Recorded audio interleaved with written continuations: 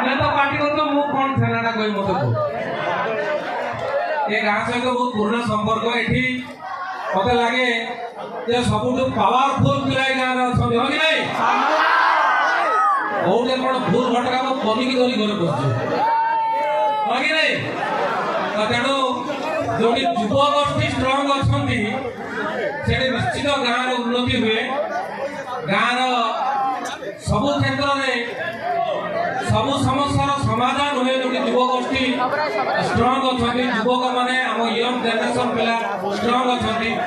ତେଣୁ ଏ ଯୋଉ ମଞ୍ଚ, ଏ ଯୋଉ ଅନୁଷ୍ଠାନ ଆଜି ଭାରି ଖୁସି ଲାଗିଲା ଯେ ସବୁ ଜାଗାକୁ ଯାଉ କିନ୍ତୁ ଏ ଯୋଉ ମାହୋଲ, ଏ ଯୋଉ ପରିବେଶ ଦେଖିବାକୁ ମିଳେନି।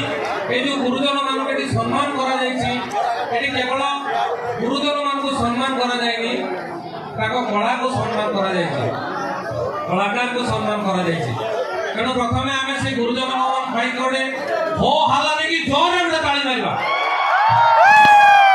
ତାହେଲେ ଆମେ ଜାଣିବା ଯେ ନାଇଁ ପ୍ରକୃତରେ ଗଞ୍ଜାମ ହେଉଛି ଗୋଟେ କଳାର ମାଟି, କଳାକାରର ମାଟି। ଏଠି ଅନେକ କଳାକାର ସୃଷ୍ଟି ହେଇଛନ୍ତି।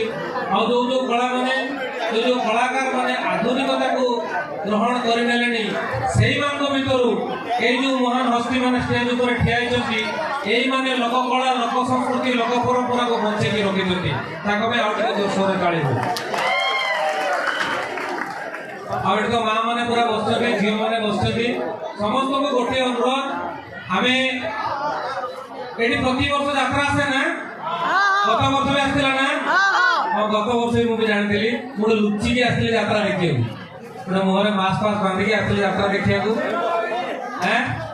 ଦେଖିଲି, ଖୁସି ଲାଗିଲା। ଆଉ ଏଇଟା ବି ଭଲ ଲାଗିଲା ଯେ ଏଇ ମଣ୍ଡପରେ ମୁଁ ବି ଭିଡିଓ କରିକି ଯାଇଛି। ସେ ଭିଡିଓ ବି ବହୁତ ସାରା ଭିଉ ଯାଇଛି।